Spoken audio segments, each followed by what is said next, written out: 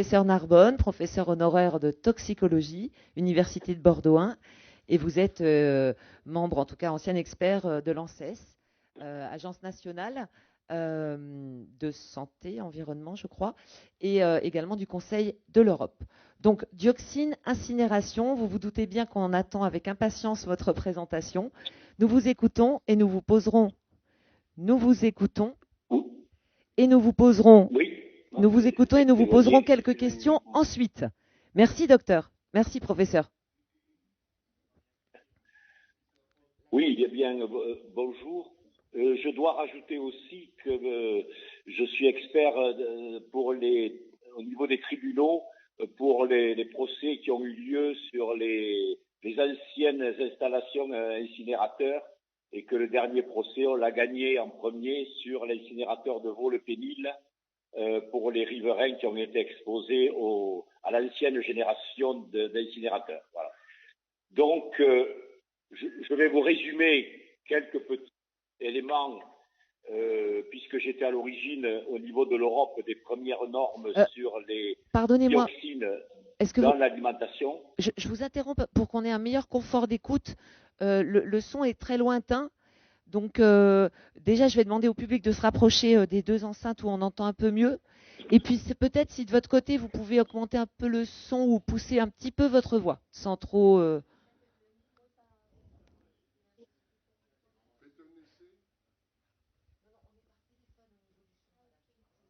Est-ce que vous entendez mieux là?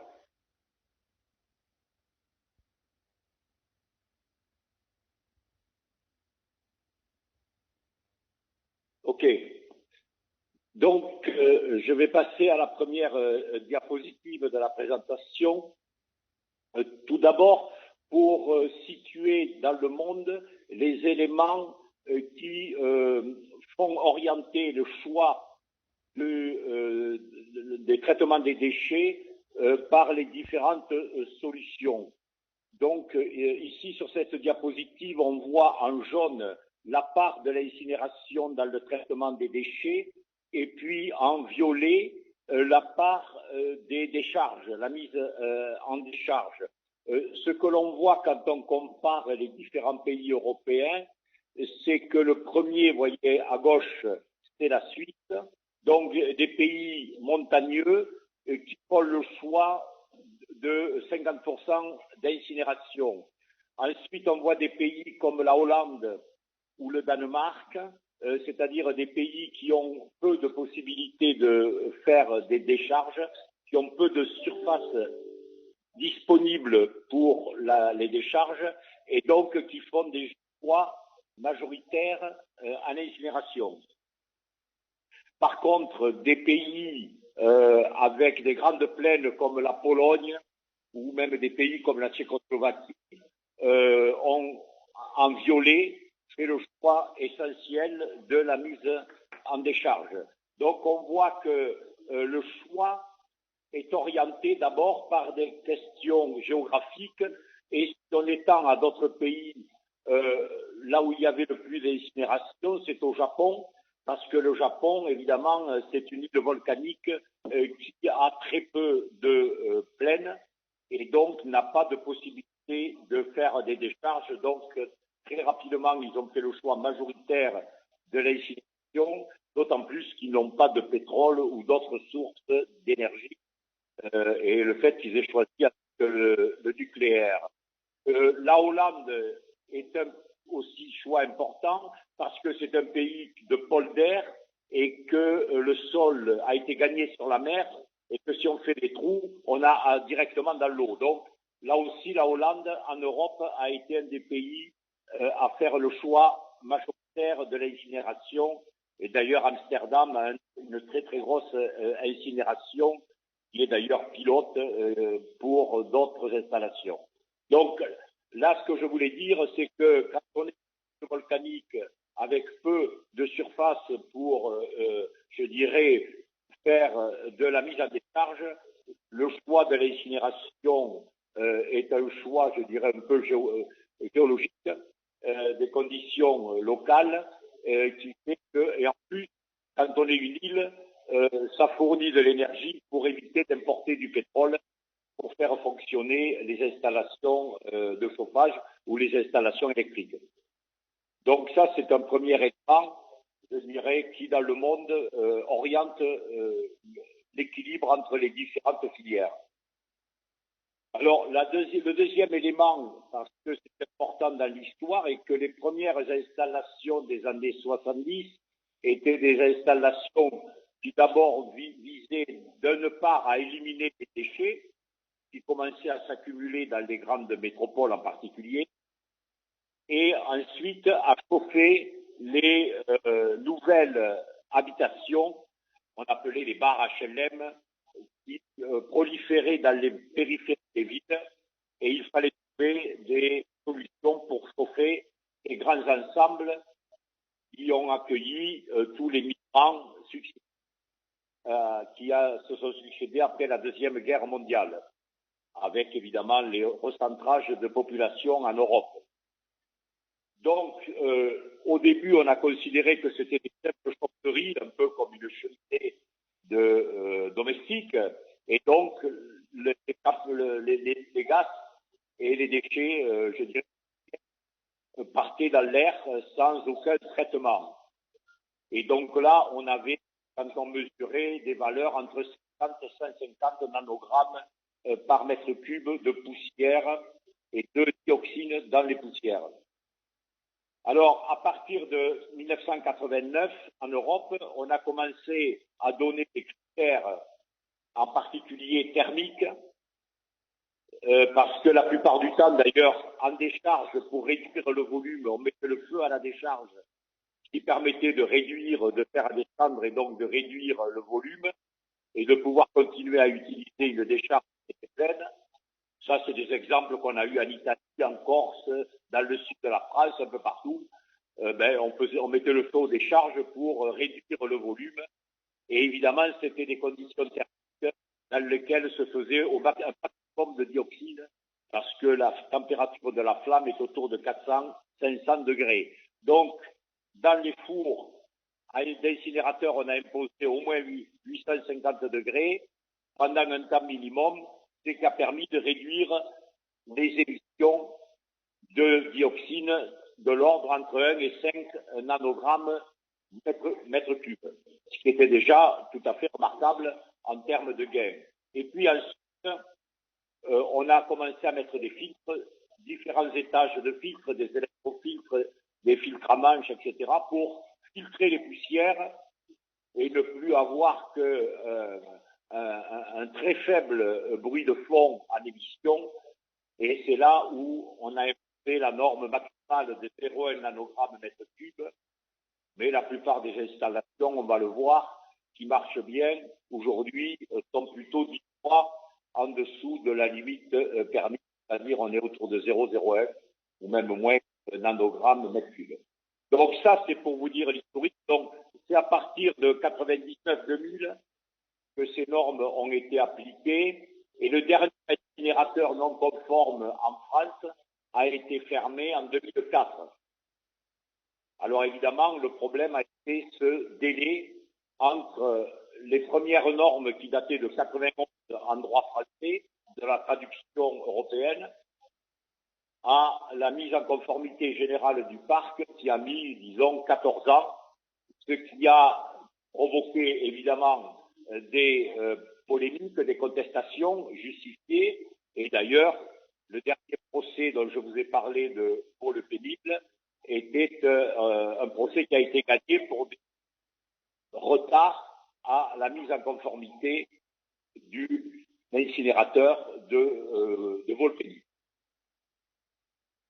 Donc voilà, alors cette mise en conformité a fait chuter très fortement les émissions de dioxine en France, en métropole, puisqu'on est passé grosso modo de 800 grammes pour l'ensemble du parc à moins de 10 grammes, c'est-à-dire on a divisé par 100 les émissions pour l'ensemble du parc français, alors que pendant ce temps-là, on mettait en incinération, on traitait par incinération plus de déchets. Donc, on a traité plus de déchets dans des conditions qui ont permis de traiter par plus de 100 les émissions et ramener au niveau du bruit de fond. parallèlement, d'autres émissions comme les métaux, le mercure, qui se vaporise, est divisé par 7 et le plomb par 15. Pour les émissions donc, totales en métropole. Alors, pour ce qui concerne le suivi des installations, on voit par exemple sur le grand schéma qu'il y a ici, eh bien que jusqu'à 2005, les 3 cours de l'installation étaient supérieurs à 0,01. Et puis, à partir de 2005, donc de la mise aux normes des 3 lignes, eh bien, on était en dessous de 0,1, comme le montre le schéma entouré de vert, avec la ligne rouge qui est à 0,1. Et on voit que, évidemment, les émissions sont nettement inférieures, même s'il y a des petits épisodes qui correspondent à des phases d'opération sur les lignes.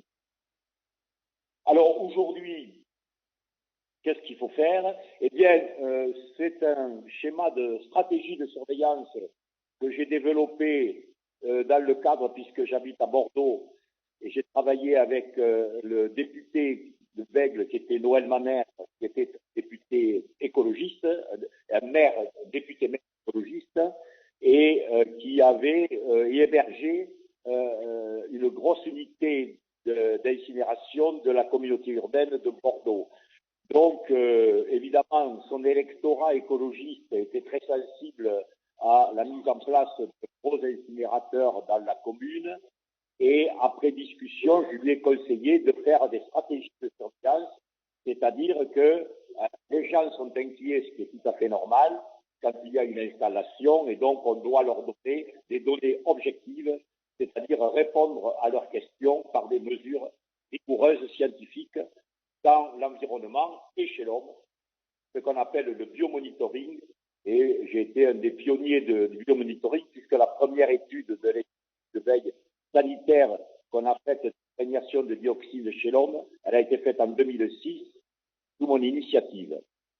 Donc, et on a mis en place une stratégie de surveillance de l'environnement, et en particulier, c'est ce qu'on a commencé à Bègles, dans les jardins, montrant aux riverains que déjà, avant que l'installation ouvre, soit en fonctionnement, il y avait déjà de la dioxyde, parce que toute incinération de biomasse eh bien, génère de la dioxine, ne serait-ce que le bois dans sa cheminée, ou le barbecue quand on fait ou le feu de camp, toutes les poussières qui sont liées aux incinérations de végétaux, de biomasse, et on peut aussi parler de la cigarette qui fait 1 nanogramme de dioxyde par cigarette.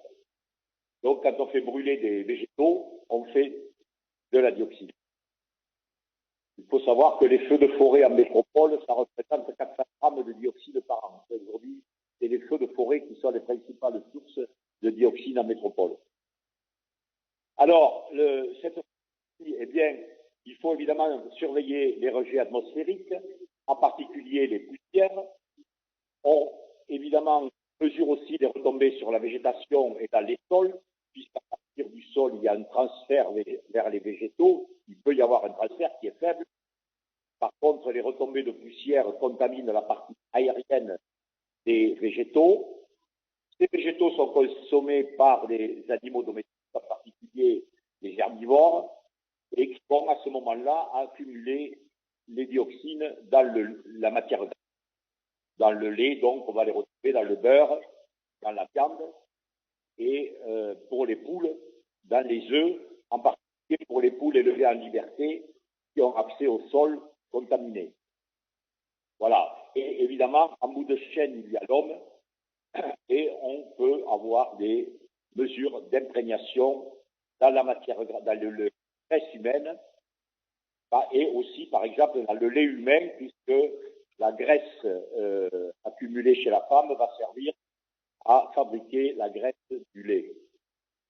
Donc, et on peut regarder le cordon ombilical, le transfert au fœtus, et ensuite par le lait, le nouveau-né, dans le sang du nouveau-né, pour regarder le transfert à des. Voilà, donc disons, surveillance environnementale qui comprend l'atmosphère, les végétaux, les sols et les produits alimentaires, et puis la stratégie chez l'homme, qui on appelle donc biomonitoring. Donc voilà, je dirais, les points de surveillance qui ont petit à petit été introduits dans la réglementation, puisqu'au départ, il était question que des émissions, et ensuite, c'est occupé des retombées à proximité de l'humain. Plus loin, dans l'environnement, et évidemment, on a établi des normes alimentaires au niveau de l'Union européenne, auxquelles j'ai évidemment largement participé. Et puis, pour la surveillance chez l'homme, on a établi des seuils sanitaires à partir desquels on pouvait avoir des risques de différents types de pathologies. Alors, il faut savoir que les anciennes installations non filtrées, c'est un peu comme la suie de la cheminée, hein, la suie noire très épaisse bien retombe à proximité de la source de la cheminée. Hein. C'est le modèle que vous avez en gris sur la diapositive. Vous voyez que la plupart des retombées se font à proximité dans un rayon de quelques kilomètres de l'usine, et qu'on peut avoir aussi, les modèles sophistiqués peuvent, en fonction des vents dominants, donner la répartition statistique des retombées des émissions dans l'environnement avec des cercles de proximité successifs. Là, ici, c'est pour Besançon, qui a été un des d'autres, je dirais, des études de retombées des poussières et des dioxydes. Alors, la mise aux normes des incinérateurs en métropole a abouti très rapidement à une diminution de la contamination de l'alimentation. Voilà ici ce que nous avons suivi au niveau de l'agence sanitaire. Vous voyez qu'en 1999, le niveau moyen d'exposition des Français était élevé et dépassait d'ailleurs la flèche bleue qui était la dose journalière admissible maximale. On était à 1,3 alors que c'était 30% en moyenne au-dessus de la valeur sanitaire, mais que la mise aux normes des incinérateurs a de façon très spectaculaire et très rapide entraîné une baisse. Vous voyez qu'en 2005, déjà, pratiquement c'est juste après la fermeture du dernier incinérateur non conforme, on a déjà baissé de plus de 50% l'exposition, et qu'ensuite, quand toutes les installations étaient aux normes, eh bien, les niveaux d'exposition étaient très faibles, et en particulier la participation des produits carnés et des produits laitiers. Les produits carnés, c'est ce qui est en rouge. Les produits laitiers, ce qui est en bleu clair. Vous voyez que ce qui a le plus diminué, c'était les produits, donc la viande et les produits laitiers. Et puis les œufs qui sont en jaune a aussi fortement diminué. Tout ça du fait de l'arrêt de la contamination des sols par les retombées de poussière. Alors, la diminution dans l'alimentation s'est aussi traduite par une diminution de l'imprégnation humaine. Et ici, vous avez dans le lait humain, puisque les premières analyses datent de 89, dans les lactariums à Paris, eh bien, dans les lactariums, on a vu baisser de 80% au cours de cette période 89-2009, les concentrations chez l'homme pour aujourd'hui être au niveau de ce qui est la référence au niveau international, c'est-à-dire les Maoris de la Nouvelle-Zélande qui vivent très loin de toute incinération. Donc on est au même niveau aujourd'hui en métropole.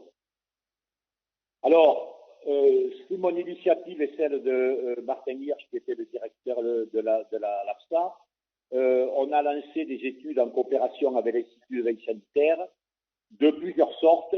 D'abord des études rétrospectives pour savoir si les gens qui avaient vécu pendant une vingtaine d'années autour, c'est-à-dire à la période 70-90, autour des installations d'incinération non filtrées, est-ce qu'on voyait des effets sur la fréquence des cancers?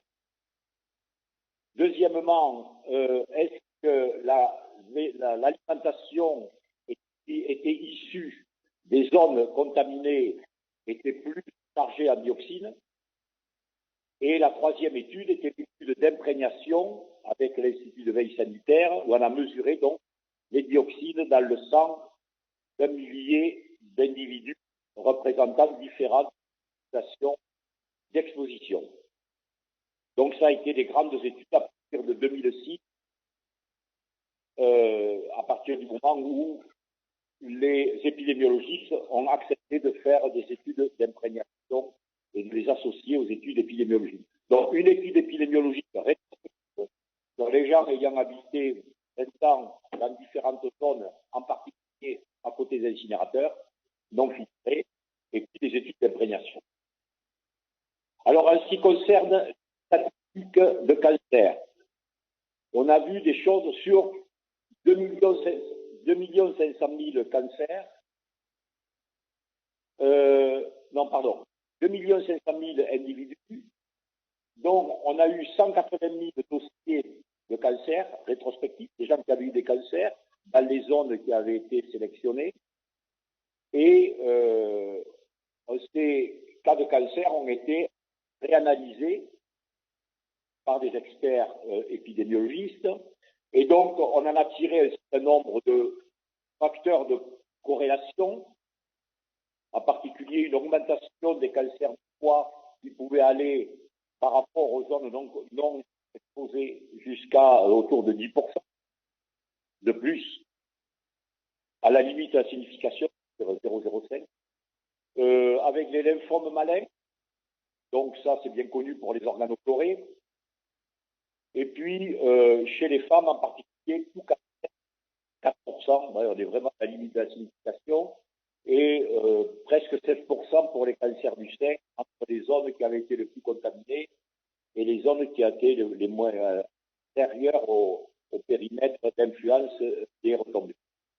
Donc voilà l'étude. Alors évidemment, c'était une étude un peu mitigée, parce que l'augmentation de fréquence était à la limite de la signification, et en plus, cette signification ne veut pas dire qu'il y ait une relation de cause à effet avec entre incinération non filtrée, ancienne génération et cancer. Mais je dirais que justement, le fait d'avoir mis des filtres répondait à cette suspicion qui était quand même une suspicion. Et d'ailleurs, moi, dans cette première phase, je me suis fortement pour que l'on puisse mettre aux normes ces incinérateurs. Bon, mais le système français politique fait qu'on a mis 14 ans pour se mettre aux normes européennes. Ce qui a traumatisé, évidemment, quand on parle d'incinération de dioxyde, finalement, on a cette mémoire de retard, si on ne peut pas dire plus, de l'administration française à mettre aux normes des incinérateurs. Alors, en ce qui concerne les risques par respiration, c'est-à-dire est-ce que le fait d'avoir habité à côté d'une installation de traitement de déchets, donc si on ne consomme pas les produits des fermes, simplement le fait de respirer les poussières, est-ce que ça augmente les risques de cancer? Alors, si on est en dessous de 0,1 nanogramme, ce qui est sur le schéma que vous voyez, qu'on appelle SE1, le scénario 1, respirer pendant 20 ans lors d'un IOM aujourd'hui, d'une installation filtrée, vous voyez qu'on est dans des risques extrêmement faibles, 10-10, 10-8, c'est-à-dire un cancer supplémentaire pour 100 millions d'individus. Voilà, donc on est quand on est en dessous de 10-6, on considère que c'est des risques négligeables.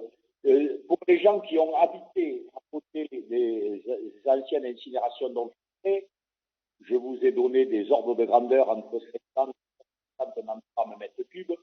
Pour des gens qui auraient respiré des poussières à 80 nanogrammes, vous voyez qu'on est à 10-7, 10. Alors 10-6, c'est qu'on rentre dans de la signification des risques qui expliquerait éventuellement les petits pourcentages d'augmentation donnés par l'épidémiologie. Il faut savoir que la limite acceptable au niveau santé publique, c'est 10-5.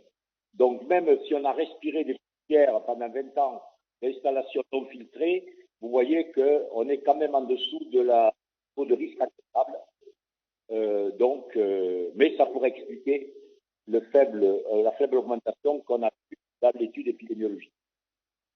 Alors, quand on a fait des mesures d'imprégnation, en fait, on a vu que les gens qui habitaient à côté des installations n'avaient pas plus de dioxyde que d'autres, même à côté des installations non filtrées.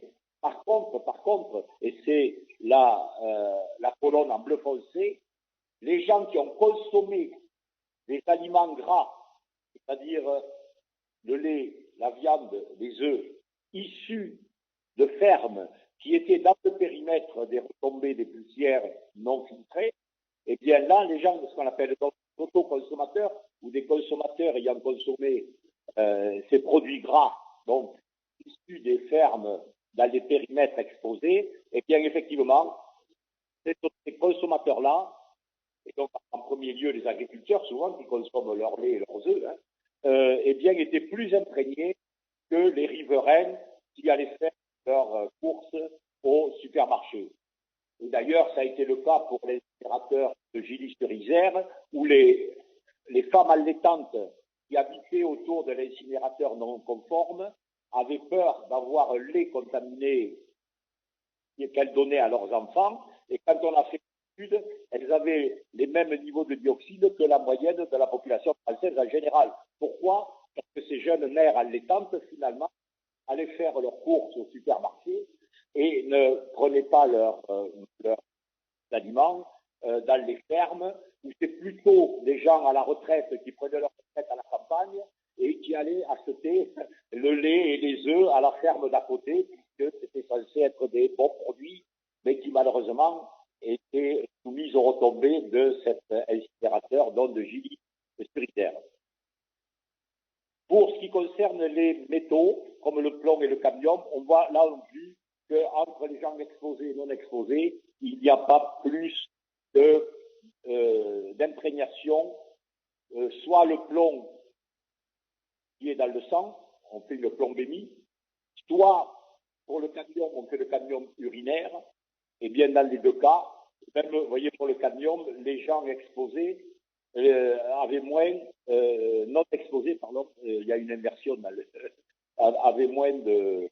Après, il n'y a pas de différence entre les gens qui étaient sous les poussières et ceux qui n'y étaient pas. Alors, pour ce qui concerne les seuils sanitaires que l'on a définis, j'ai largement participé, on a deux seuils, c'est-à-dire un seuil ou de risque métabolique, parce que le premier risque sur les dioxines n'est pas un risque sanitaire de cancer, c'est un risque plutôt métabolique comme les PCB d'ailleurs, les polychlorobiphényles ou d'autres organochlorés comme les DBT, qui est un risque de diabète et d'obésité. C'est un risque métabolique donc qui est aujourd'hui qui arrive avant le risque de cancer. Et là, on a évidemment pour ce risque métabolique deux seuils pour la population adulte et pour les femmes en âge de procréer ou les femmes enceintes qui vont exposer le fœtus. Et donc c'est vraiment la valeur la plus faible, le seuil le plus faible en termes de seuil sanitaire, qui est à 50 nanogrammes de dioxyde par gramme de graisse en termes d'imprégnation.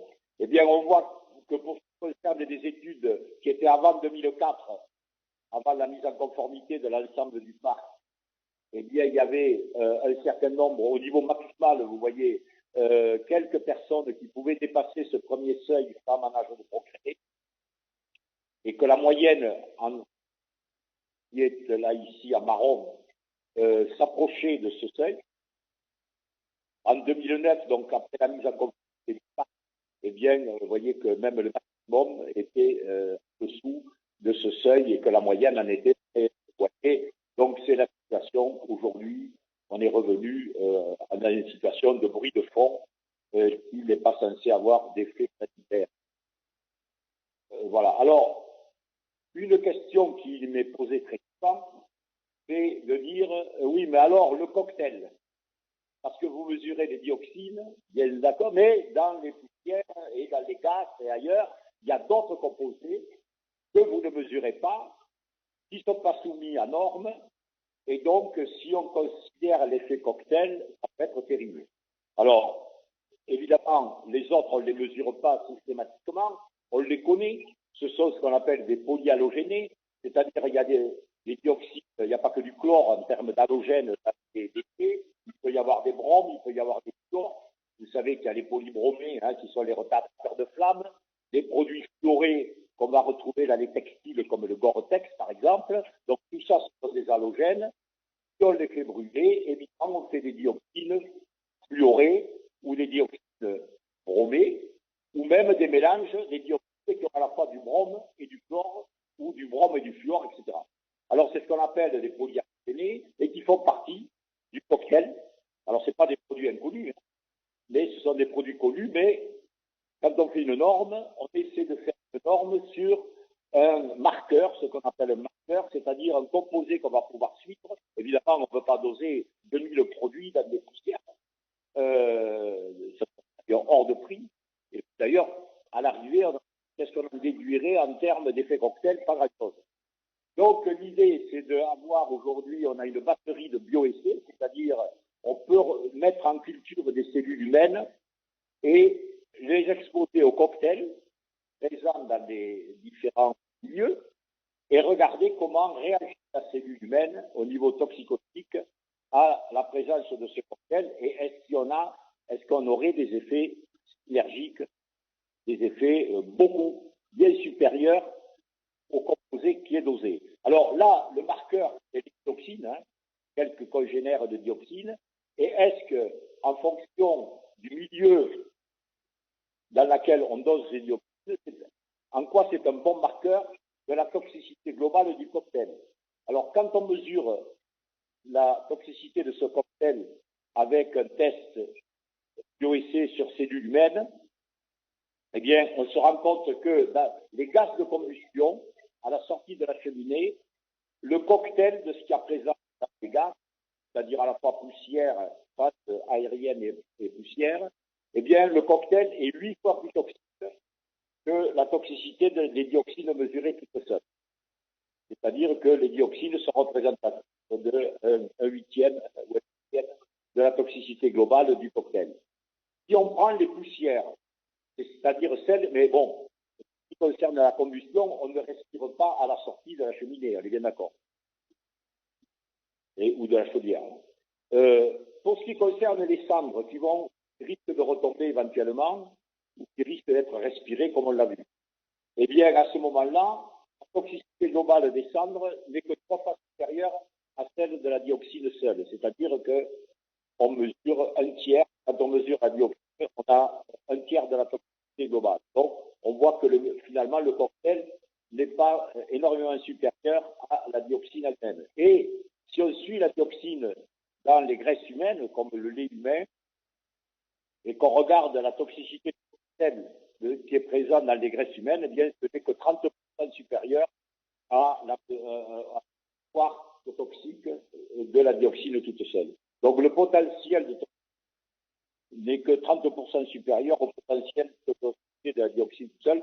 Ça veut dire que c'est un excellent marqueur. Mesurer la toxicité, finalement, permet un très bon suivi du cocktail. Donc, ça, c'est vraiment capital.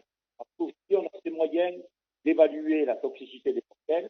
Parce que très souvent, les riverains, le titre d'ailleurs, se posent la question de la toxicité globale du cocktail, alors que l'on ne mesure qu'un élément du cocktail, qui est l'élément le plus, je dirais, facile à mesurer, qui est le plus stable, et qu'on peut tracer depuis la sortie du four jusqu'au lait humain, vous voyez. Donc, c'est vraiment un excellent marqueur qui n'est pas métabolisé par le corps et donc qui ne va pas disparaître en cours de route, comme pourraient le faire les hydrocarbures, par exemple.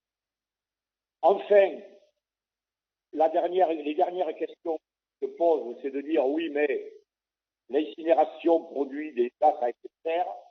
Eh bien, quand on compare, évidemment, si on considère l'installation comme la fabricante de l'énergie ou électrique, qui évite d'avoir une usine électrique qui marcherait au charbon ou au fioul, eh bien, quand on compare, évidemment, ce qui est, comme vous le savez, qui fait le moins d'effet de serre, c'est le gaz lui-même.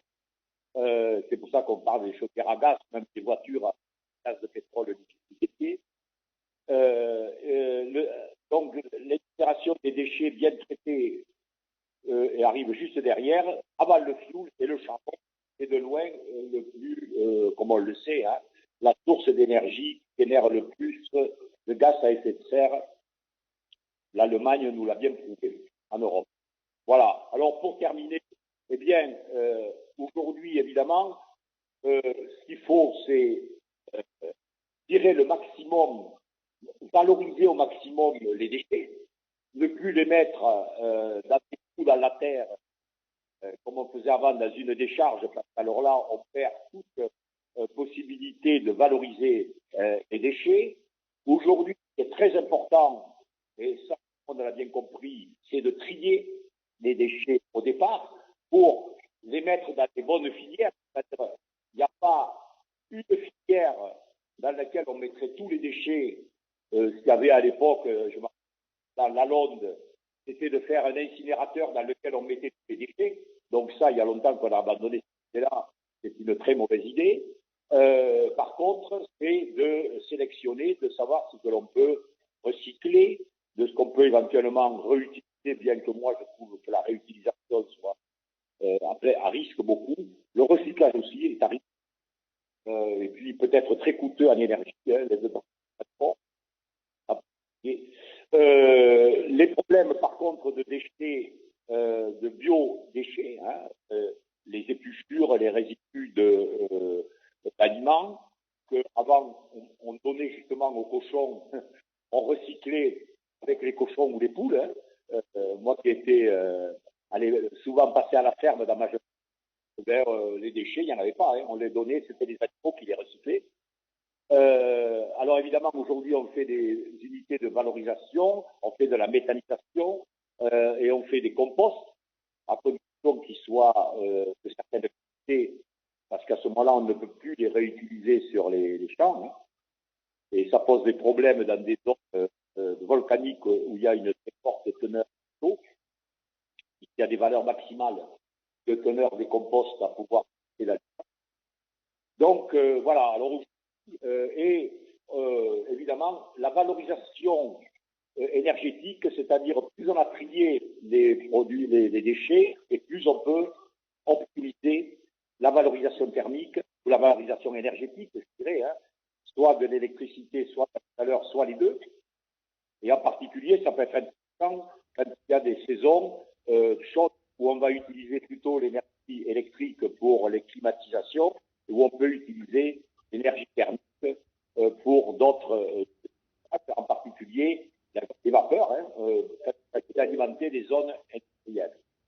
Voilà. Alors pour terminer, je pense que tout le monde a eu les recommandations de l'ADEME,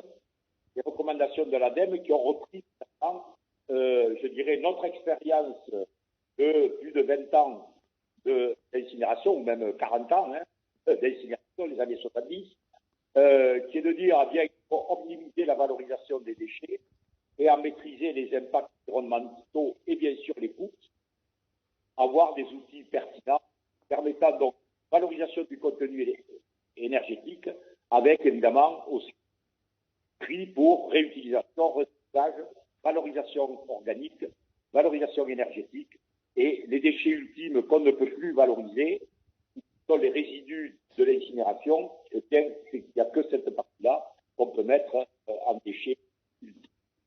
Voilà. Alors évidemment, cette valorisation doit être performante. Il ne s'agit pas de détruire les déchets. Il s'agit de les valoriser. Souvent, au départ, ça a été considéré comment peut-on se débarrasser des déchets. Donc là, on ne se débarrasse pas des déchets. On essaie de valoriser au maximum chaque aspect de la matière première qu'elle nous donne. Donc chaleur, électricité, ce que je vous disais, en particulier froid, en particulier froid à certaines périodes de la climatisation, surtout quand on a des activités toxiques. Il faut évidemment dimensionner l'utilité d'incinération en tenant compte des objectifs sur 10 ou 20 ans. La qualité de la gestion, évidemment, il ne faut pas qu'il y ait des émissions non contrôlées avec des périodes d'accident.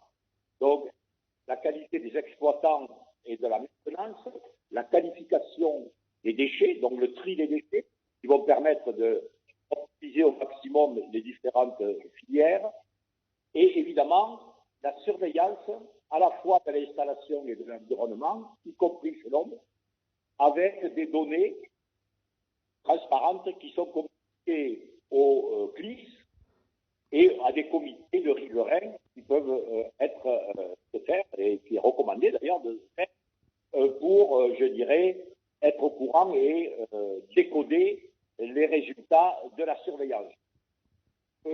Moi, j'ai même été beaucoup plus loin avec Noël Mamère pour l'incinérateur de Bègles, c'est-à-dire que aujourd'hui, vous savez, il y a une grande perte de confiance des citoyens envers les experts ou les dosages qui sont faits soit par l'industriel, soit même par les administrations.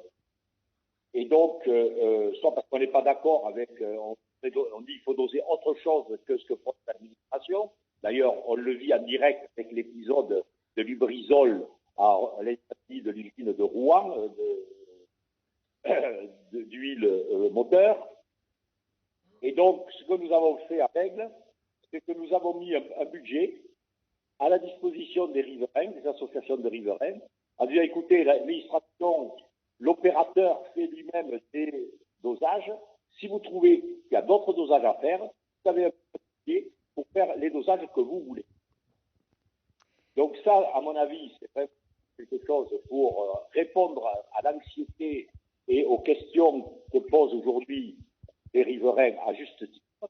Et s'ils trouvent qu'ils n'ont pas confiance dans les données et les dosages qui sont faits par l'opérateur ou par l'administration, eh bien, la moindre des choses, c'est de leur donner un budget pour qu'eux fassent ces opérations.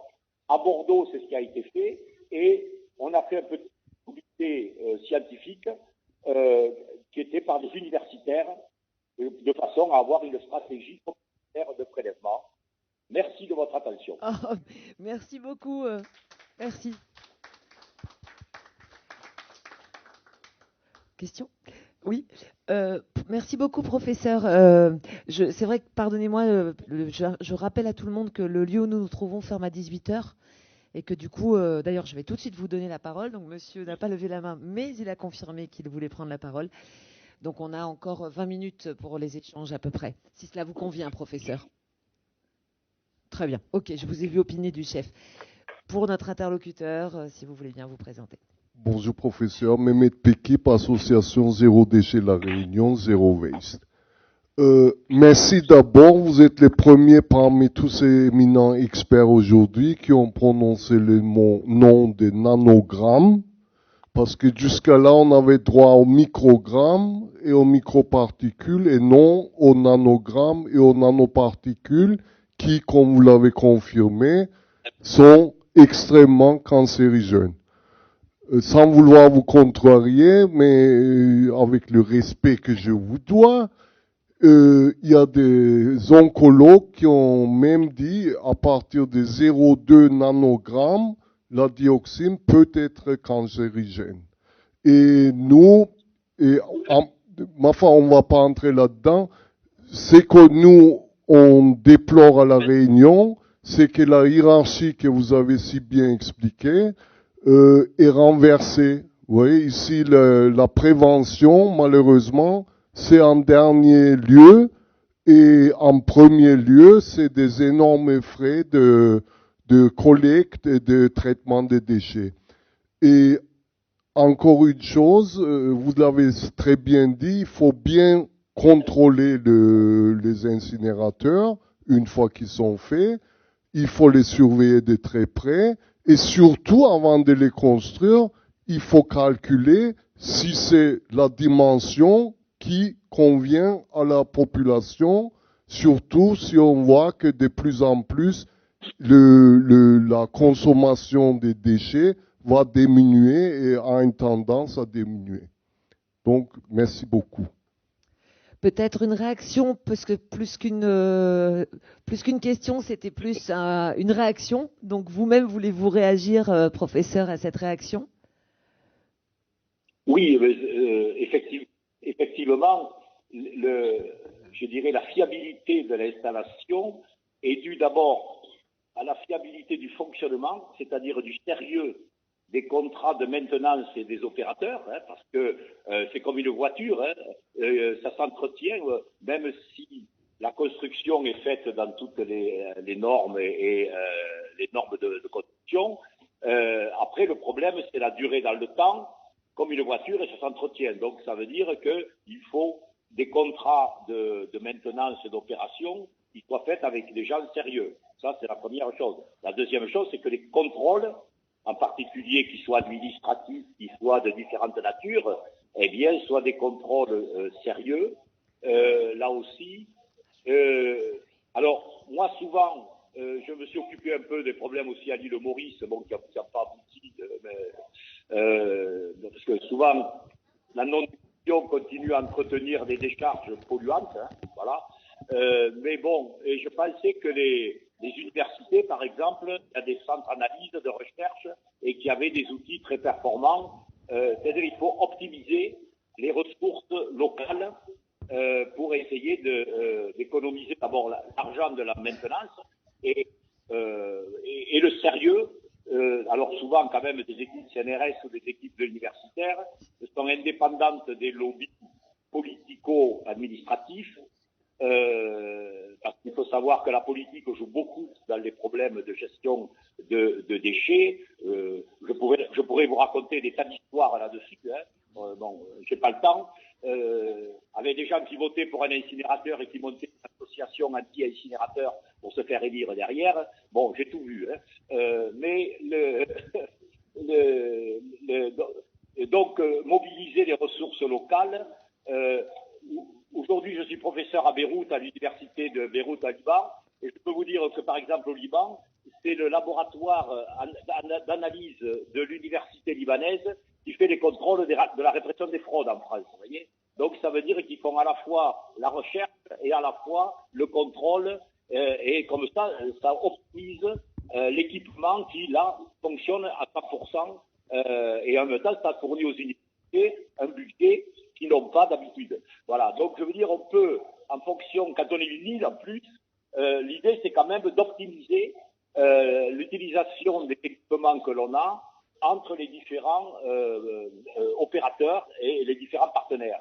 Donc là, je veux dire, il n'y a pas de schéma transposable de la métropole à la Réunion ou ailleurs. Il n'y a pas le schéma américain qui se transmet. Et aller regarder sur Internet dans les autres pays, c'est pas forcément ce qu'il y a de mieux. Ou alors, il faut que le pays soit comparable en termes, comme je le disais, géographiques et populationnels. Voilà. Donc ça, effectivement, ces installations sont très à surveiller. Ceci dit, moi, je vois quand même, on l'a vu avec Lubrizol, on s'occupe beaucoup des incinérateurs parce que ça a fait scandale dans les années 90 pour les raisons que j'indiquais, et qu'il y a beaucoup d'autres installations, peut-être plus dangereuses, et qui sont moins surveillées parce qu'elles sont moins dans la surveillance médiatique, dans l'exposition médiatique que l'incinération qui sensibilise plus les populations pour ces raisons historiques. Merci professeur. Il y aura une autre intervention. Je salue au passage l'arrivée du sous-préfet de Saint-Pierre, Lucien Giudicelli. Merci de votre présence. Une intervention, question ou témoignage, je ne sais pas. Je vous remercie de vous présenter. Oui, bonsoir professeur. Merci pour vos interventions, votre intervention très intéressante. Donc, Monsieur Delpech, pharmacien. Je vois dans les avis de la DEME à la fin, donc, il faudrait séparer les éléments dangereux qui peuvent entraîner des polluants qu'en incinération. Donc, ça fait quand même penser à une matière particulière qui est la matière plastique, qui me semble poser le plus de problèmes à ce niveau-là. C'est-à-dire qui peut entraîner des polluants extrêmement dangereux quand même. Donc, on voit tout ce que ça donne, le plastique, oui. Le problème, c'est qu'on ne peut pas tellement le recycler, le plastique. Bon, ça va peut-être venir, mais pour l'instant, c'est pas évident. Alors, qu'est-ce qu'il faut faire? Est-ce qu'il faut l'enfouir, ce plastique, ou est-ce qu'il faut le brûler avec tous les risques que ça entraîne? Voilà, j'aimerais avoir votre réponse. Merci. Vous avez posé une excellente question sur le plastique. Alors, le plastique, surtout aujourd'hui, celui des bouteilles, qui est le PET, le polyéthylène terephthalate. On peut le recycler. Alors, encore faut-il avoir, je dirais, une production de déchets suffisante pour justifier l'investissement dans une usine de recyclage. Parce que là aussi, il y a des dimensions. Comme on a vu, une installation thermique se dimensionne pour un certain nombre de facteurs. Les usines pour le recyclage doivent aussi être justifiées par un certain volume ou tonnage à recycler. Donc là, c'est une étude économique qu'il faut faire. Alors, par contre, ce qui est très simple, c'est qu'on peut brûler ce plastique, parce que le plastique vient du pétrole, et donc réutiliser comme source d'énergie ce dérivé du pétrole. Moi, ça ne me pose aucun problème. Sauf que dans le classement des différentes sources renouvelables, on considère que le pétrole n'est pas une source renouvelable, et donc le plastique rentre dans cette source, mais elle est comparable à brûler du fioul. Donc moi, je n'ai aucune, au niveau sanitaire, il n'y a aucun problème de brûler le plastique. Au contraire, ça brûle très bien, ça donne du pétrole, et en plus, ça évite de le transporter sur des kilomètres. Il faut savoir que des fois, on fait 500 kilomètres avec des camions pour amener le plastique recyclé. Donc, si on compte les allers-retours, l'utilisation énergétique pour le recyclage lui-même qui consomme, le bilan énergétique du recyclage n'est pas forcément ce qu'il y a de mieux et dépend du dimensionnement des unités de recyclage. Donc, le recyclage, bien que ce soit une espèce de formule miracle, pour moi, n'est pas du tout un miracle. C'est quelque chose qui se calcule et dans certaines conditions, il vaut mieux le mettre directement dans l'incinération et récupérer l'énergie à la place du pétrole. Moi, c'est un problème. Et au niveau sanitaire, ça pose pas de problème puisque les polluants qui pourraient être issus, que ce soit par exemple l'antimoine qui sert de catalyseur au PET, est récupéré par les. Donc ça ne me pose aucun problème de brûler ces bouteilles plastiques, surtout pas de les mettre à pied. Parce qu'alors là, effectivement, c'est de la matière première valorisable totalement. Est-ce qu'il y a d'autres interventions? Monsieur le sous-préfet, souhaitez-vous peut-être dire un mot par rapport au projet? On va bientôt arrêter. C'est pourquoi je vous propose, parce que je ne vais pas tarder à faire la synthèse. Ah, attendez, une intervention. Très bien.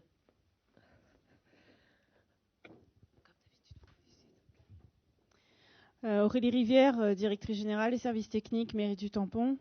C'est juste une réaction par rapport à la question de Monsieur Delpech qui est intervenu à l'instant. Vous posiez la question, est-ce qu'il vaut mieux recycler le plastique, l'enfouir ou le brûler? Je dirais juste, réflexion générale, le meilleur déchet, c'est celui qu'on ne produit pas. Donc, à mon avis, il faudrait juste cesser de produire du plastique, cesser de suremballer. Et tout à l'heure, on parlait d'économie circulaire, donc on a beaucoup parlé de la gestion des déchets, du comportement des citoyens et de l'éco-conception. Et je pense que c'est vraiment là que le travail doit se faire, sur l'éco-conception et arrêter de tout suremballer avec du plastique et du plastique. Voilà, il y a encore du travail. Merci, c'était juste une réflexion je crois que générale. Tout le monde est d'accord, je n'ai pas de réflexion, je n'ai pas de question, merci. D'accord, je vous remercie en tout cas. Ouais, monsieur. Toujours, vous connaissez depuis le début de l'après-midi. Merci de bien vouloir vous représenter pour l'enregistrement et pour notre interlocuteur. Oui, Rémi Poirel, Zéro Waste France, Zéro Déchet Réunion. Non, c'était juste une remarque, c'était par rapport à la position de l'UVE qui va être, qui du coup nous est proposée. Du coup, je vois que vous nous rassurez bien sur qu'il n'y aura pas du tout de problème de santé sanitaire aux environs. Et ce qui est intéressant de savoir, c'est que du coup, le projet, du coup, si je me souviens bien, c'est à Pierrefonds, et que les vents dominants vont, enfin, je ne sais pas si vous connaissez la géographie de la Réunion, mais les vents dominants vont plutôt sur Saint-Louis, Bel Air. C'est d'ailleurs assez rigolo parce que du coup, les vents dominants vont vers Bel Air. Et du coup, c'est des quartiers qui sont assez populaires. Donc, si jamais il y a un risque sanitaire ou qu'il y a des problèmes plus tard, comme c'est des quartiers qui sont plutôt populaires, il n'y aura jamais de souci après pour la collectivité. C'est pas des gens qui vont aller de l'avant pour se rebeller, donc ça c'est bien. Merci. J'ai pas bien compris la question, mais je sais pas. C'était pas une question, en fait, c'est simplement une remarque par rapport au fait que vous nous ayez rassuré sur le fait que l'UVE qui est programmé, du coup, Oui. n'aura aucun problème, enfin, n'aura aucun risque sanitaire sur les habitants. Et auquel cas, si jamais il y a un risque sanitaire, le risque sanitaire sera sur une population qui est plutôt des quartiers populaires. Donc, c'est des gens auxquels Oui, tout à fait. Donc deux sortes de réponses. Il est évident que quand je vous parlais de surveillance des populations, le suivi médical ou épidémiologique des populations, en particulier par les mesures d'imprégnation, vont être faites dans des populations qui seraient sous la modélisation du panache, puisque maintenant, comme je vous l'ai montré, on modélise le panache. Donc la probabilité de retombées éventuelles se fait dans des endroits qui sont repérés par les modèles de répartition atmosphérique. Donc ça, c'est la première des choses. La deuxième chose, c'est que aujourd'hui, l'incinération n'apparaît plus comme la source principale ou la source de surimprégnation en dioxyde que l'on a fait et de retomber dans l'environnement. Comme vous avez vu que les émissions étaient au niveau du bruit de fond, aujourd'hui, c'est plutôt la circulation automobile et des camions en particulier, poids lourds, qui apparaît comme une source de dioxine plus importante que les installations d'incinération. Et c'est l'expérience que nous avons en différents endroits où, par exemple à Paris, les gens qui habitent près du périphérique sont plus exposés aux dioxines que les gens qui habitent à côté de l'incinérateur d'ici les Moulineaux, par exemple. Bon. Donc, et à Besançon, c'était là où les camions montaient de côte sur les boucles du Doubs, là, où ils passaient en première pour monter une côte, quand on a mis des capteurs, c'était de loin les teneurs en dioxine qui étaient très supérieures à ce qu'on pouvait voir en ville. D'ailleurs, en ville, en fonction de la proximité d'un incinérateur, il n'y avait pas plus de retombées de dioxine à un endroit qu'à un autre. Donc aujourd'hui, si vous voulez, les préoccupations ont changé. Ce n'est plus les incinérateurs qui, comme à l'époque, faisaient 80% des dioxines. Maintenant, l'incinération, ça participe juste au bruit de fond. Par contre, d'autres sources qui étaient considérées comme secondaires à l'époque, sont aujourd'hui majeures.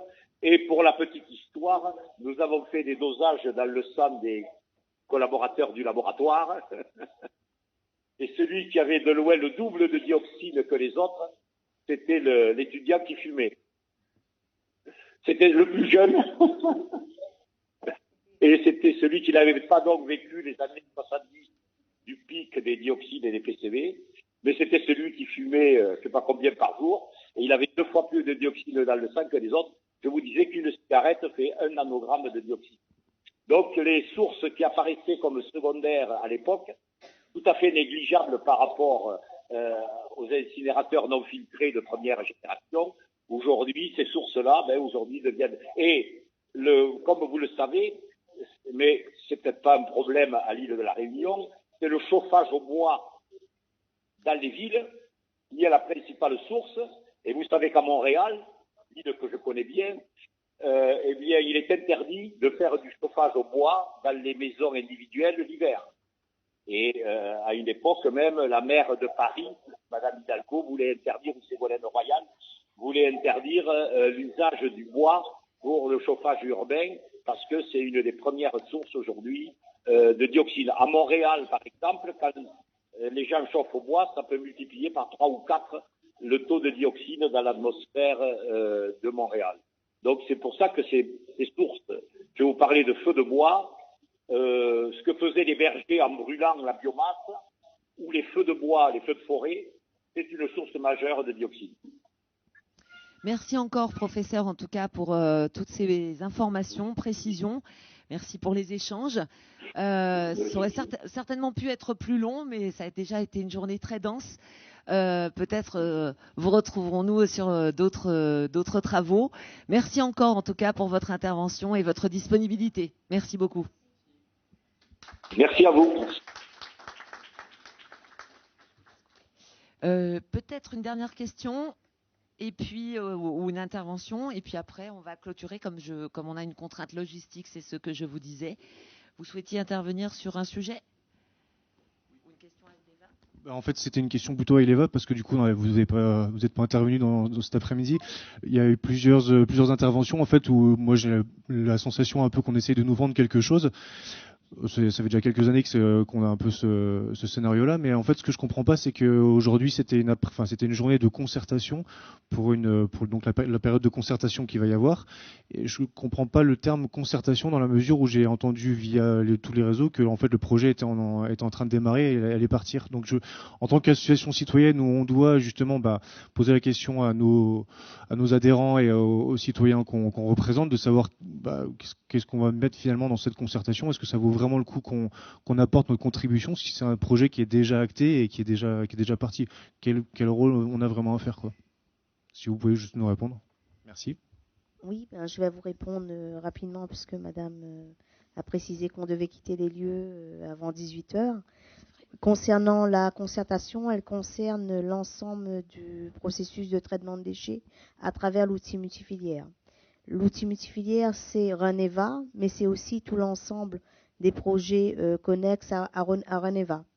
Donc l'objectif de cette concertation, c'est d'échanger sur la problématique des déchets. Certes, il y a un projet qui est en cours, mais le projet ne s'arrête pas à toute la problématique de gestion de déchets. Ce projet, il est évolutif, donc il se construit avec vous, il se construit avec les citoyens. Cette concertation, elle arrive à ce moment précis puisqu'on a eu la législation sur la concertation préalable au titre du Code de l'environnement est assez récente. Elle date de mars 2017, le décret est sorti en mars 2017. Et nous, on était en phase de dialogue compétitif, donc on ne pouvait pas, lancer la concertation à ce moment-là. Alors peut-être en complément, tout à l'heure, j'ai cru comprendre qu'en réalité, donc les échanges, y compris avec la population, continuaient et qu'en fait, les études, par contre, ne sont pas terminées sur certains sujets. Tout à l'heure, vous évoquiez ce matin, il y a des points du projet qui sont encore à l'étude, comme c'est le cas en général dans des très gros projets. Oui, sur des nous études avons de toute la partie relative au tri, au centre de tri, à tout ce qui est méthanisation des déchets végétaux. Il y a beaucoup d'éléments qui ne sont pas encore arrêtés. Donc, il y a matière parce qu'on se focalise beaucoup sur la valorisation énergétique, mais ce n'est qu'un élément de tout le process voulu autour du traitement des déchets. On va aussi lancer un appel à projet concernant le plastique, justement, qui sera issu des centres de tri et du tri de l'UTP qu'on va mettre en œuvre. Donc, il y a cet appel à projet qui doit sortir aussi. Il y a tous ces éléments à construire. Alors, peut-être aussi, justement, je pense qu'effectivement, une journée, et y compris dans mon rôle d'animation, c'est toujours frustrant parce que la thématique est extrêmement complexe. Les échanges, et je dis bien les échanges, sont extrêmement riches, à la fois l'intervention des invités experts que vous avez bien voulu convier, mais également dans la salle, très clairement, on a quand même appris un certain nombre de choses. Cela dit, la concertation se poursuit, donc si j'ai bien compris, jusqu'au 12, mais comme vous venez de le rappeler, donc il y a des travaux aussi qui sont menés. Je crois que EDF évoquait aussi dans leur partie de travaux à eux, il y a aussi des études et des concertations. Je me doute qu'il y a malgré tout parfois peut-être des frustrations ou des moments, d'autres moments certainement où il faut intervenir, où l'on peut contribuer, justement. En tout cas, je le souhaite pour vous tous.